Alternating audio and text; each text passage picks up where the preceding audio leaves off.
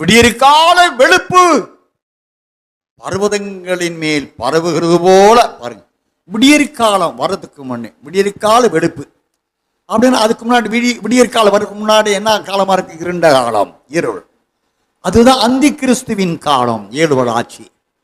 ஆக விடியற்கால வெளுப்பு பர்வதங்கள் என்றால் ஜனங்கள், பர்வதங்களின் மேல் பரவுகிறது போல ஏராளமான ஒரு பலத்த ஒரு ஜாதி தீவிரமாக வந்து பரவும். அப்படிப்பட்டது முன் ஒரு காலத்தில் உண்டானதும் இல்லை, இனி தலைமுறை தலைமுறையாக வரும் வருஷங்கள் உண்டாகுவதும் இல்லை. நீங்க தாவீது சொல்றார் 110 சங்கீதம் 3 வாசிங்களே.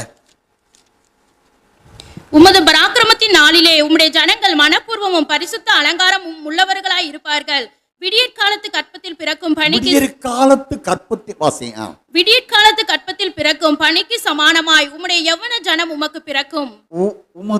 உமக்கு ஒரு யௌவன ஜனம் உமக்கு பிறக்கும். யௌவன ஜனம், யௌவனம் அப்படின்னா வாலிபர்களை போன்றவர்கள், இந்த ஒரு சொத்துவத்தை உடையவர்கள்,